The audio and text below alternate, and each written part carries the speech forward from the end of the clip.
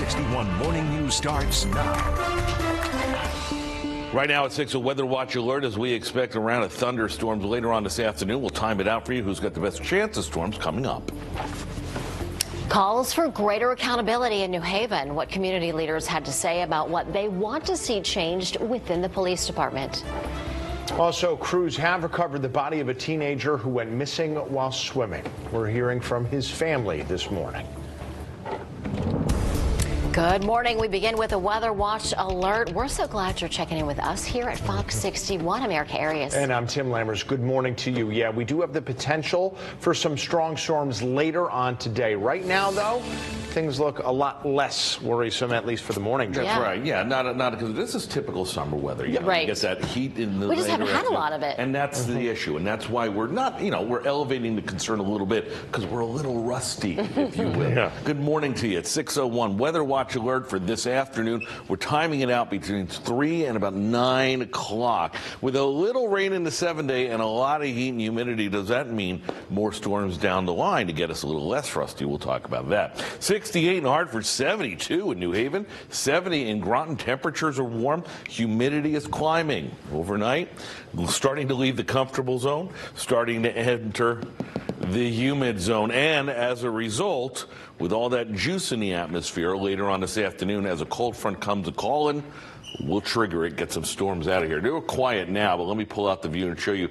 This is not in the front. It's actually farther off towards the west. But ahead of it, maybe a scattered shower or two. Let me time it out, starting at first with a level 1 risk for severe weather across much of the state. But I'm going to watch Litchfield County, northern fringe of Fairfield County under a level 2, a slight risk of storms. That is certainly better of a chance than the rest of the state. We're going to watch off to the west, where I think we'll have the worst of the activity. Let's time it out, starting at noon. Again, you're going to see a couple of scattered showers start to poke in, and then at 6 o'clock, some of the storms up in northwestern Connecticut start to light up, and as we go through the evening, there's 8 o'clock. The good news is if this does slow down and come through later on the evening, we won't have that peak heat, and that actually may keep these storms a little on the lesser side. You see how quickly they start to dissolve as we go into the later part of the evening, so we'll be watching for that. But still, nonetheless, we do have temperatures getting into the upper 80s. Stand by for the afternoon onward for the opportunity of storms. We'll talk about it all coming up in a few minutes. Lauren Zenzi right now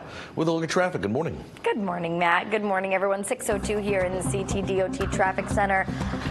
Very quiet morning out on the roads. Just some construction cleanup that we've been seeing in the 5:30, and now at the top of the 6 o'clock hour. Let's take you out into the capital city. We do have some delays over near Dunkin' Donuts Park on the eastbound side of I-84, but no incidents to be concerned about. Let's take a live look out in West Hartford. I-84 east and westbound moving just fine out there. And over in Waterbury, construction is cleaned up for the morning on both sides of I-84, so traffic is moving just fine. New Haven drive times, 91 south moving perfect, 95 north from West Haven to New Haven will take you about 4 minutes, and New Haven to Bridgeport on 95 south will take you about 22 minutes there. Taking a live look out in Fairfield, we are seeing that stop and go traffic right there. Delays are starting to pick up, but nothing to complain about as of right now. Tim and Erica, no delays at Bradley International Airport either. We'll check in on the rails coming up at 6:30. Back over to you. All right, good news, Lauren. Thank you. Well, this morning, there are calls for police accountability and community action in New Haven. Now, this after a meeting was held last night, bringing neighbors, police, and local leaders all together. Yeah, Fox 61's Angelo Bavaro is live outside the New Haven Police Department with more on what they talked about last night. Good morning. Hey, good morning, guys. And the whole point of this meeting to really create a lasting impact here in the city. One of the issues addressed right out the gate was by Police Chief Carl Jacobson. He addressed that incident with Randy Cox, who was paralyzed while in police custody. And I'm going to make it right, or as right as I can make it. Officers will not treat people in this city like that. And I had a meeting with my command staff right after it happened, and I said, if you watch that video, first of all, you better all watch the video, meaning the command staff. And if you didn't have a problem with that video, retire. The Greater New Haven Clergy Association inviting police chiefs, mayors, and religious leaders from New Haven and Hamden to the table to have this conversation. Neighbors got the chance to ask questions to those invited speakers about topics like wrongful convictions, racial profiling, and police treatment of people who are arrested. Among the calls for change, accountability, use of force reforms, de-escalation training, more black officers in leadership roles, and community action. When you have a department, a police department, that does not look like the community, then we as community leaders, we as the body of Christ, we as those fathers in the community have to assist the department, not so much by working alongside of them, but minimizing some of the things that are going on in our community. And happening this Saturday in New Haven, a Family Day Stop the Violence event. That's going to run from 12 to 5 p.m.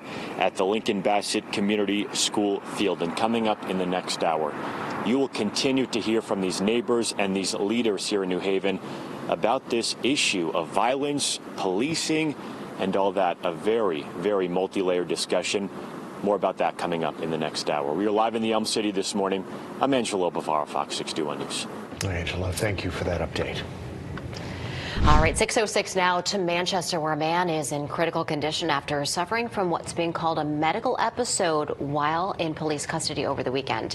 Our state officials say the 37-year-old man was found unresponsive in his holding cell on Sunday night. Officers worked to resuscitate him before he was brought to the hospital. Police say that man was being held on charges that stem from a domestic incident.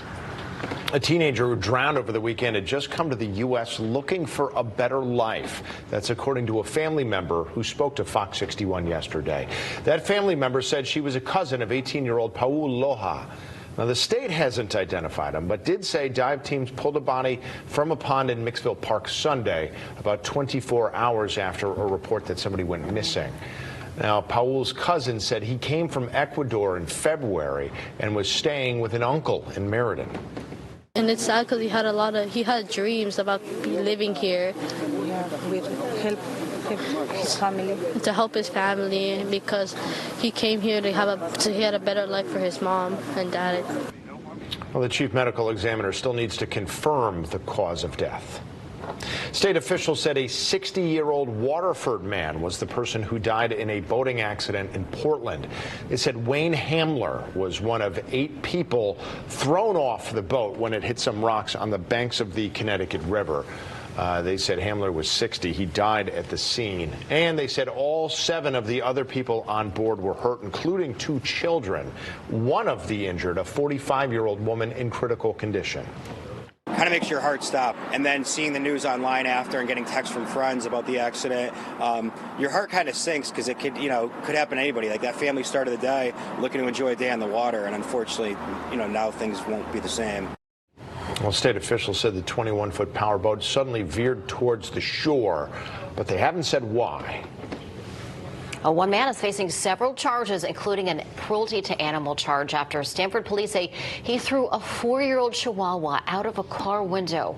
That dog is now dealing with severe injuries after the abuse.